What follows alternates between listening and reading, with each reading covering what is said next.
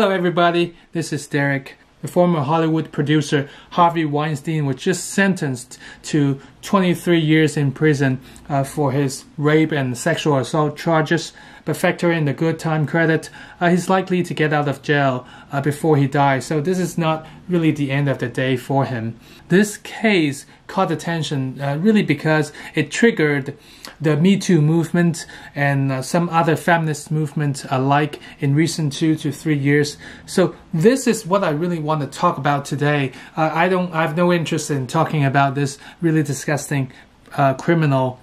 But in this video, I want to give you an overview of the feminist artists in the past decades, so that next time when you are encountered with some feminist artworks, you would have an idea where they come from, how to understand, how to decode them. And to be honest with you, I'm not satisfied at all with how the feminist movements are run nowadays, and I'm going to give you the reason why and share a little bit of my opinion. What kind of fundamental changes we need to see happen.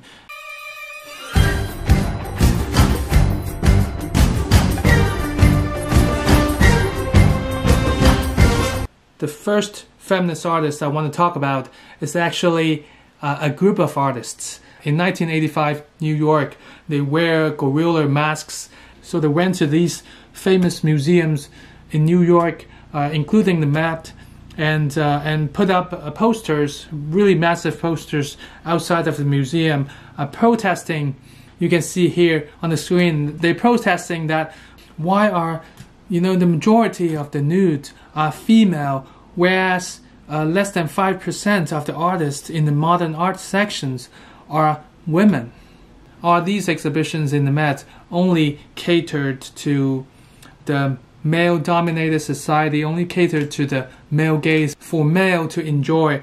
And why is it so difficult for women to enter the art world in recent decades?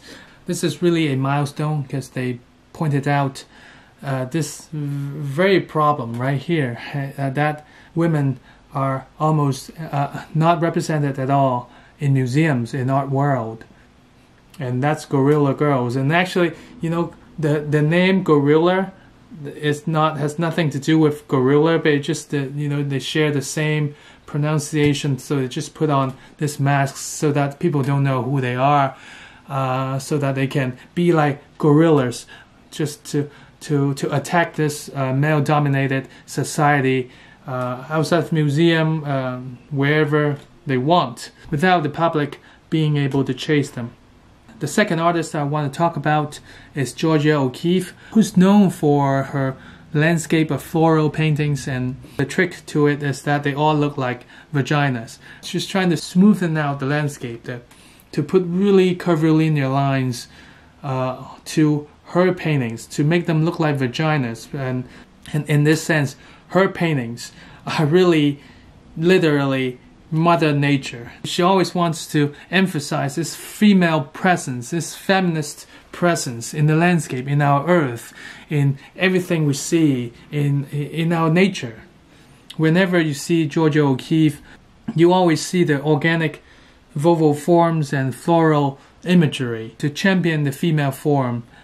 And she was actually pretty confident about her feminist status. She once said that, quote, "The men like to put me down as the best woman painter. I think I'm one of the best painters." She refused to be segregated by men for her gender identity. Okay, the third artist is Cindy Sherman. Well, she likes to take photographs of herself. And in these photographs, some of them look kind of sexy, kind of frustrating, kind of vulnerable in the angles that male photographers would likely view women. And so she assumed this male photographer. But at the same time, she also assumed this female model. And it's like within her body, there are these two devils fighting together. And through her paintings, right, this is the paradox that she's trying to present to you, the appropriating the male gaze and the voyeuristic feeling of the works, to remind you what a vulnerable state women would usually be portrayed. The fourth artist, the very last artist I want to share, is Judy Chicago. It has to be Judy Chicago. In her really famous artwork, The Dinner Party, really massive triangular table displayed with 39 place setting dedicated to prominent women throughout history. Among them are Artemisia Gentileschi, Emily Dickinson, and so on. This is kind of like borrows the meaning of the Da Vinci's Last Supper. What's different is that there are women, instead of Jesus and the apostles, there were all these women who Judy Chicago believed to be undervalued in a male-dominated society. Now she sets the tables for them. It's kind of like a sanctuary for which people can worship, and as a way, and this is also a way to honor these women. And what's the most feminist about this table? Well, if you look closely, you will find that all the plates are decorated with designs that intentionally look like vaginas, just like the landscapes composed by Georgia O'Keeffe. And in fact, Georgia O'Keeffe is actually one of the artists being honored at this table. So why do all these decorations look like vaginas? According to the artist, right?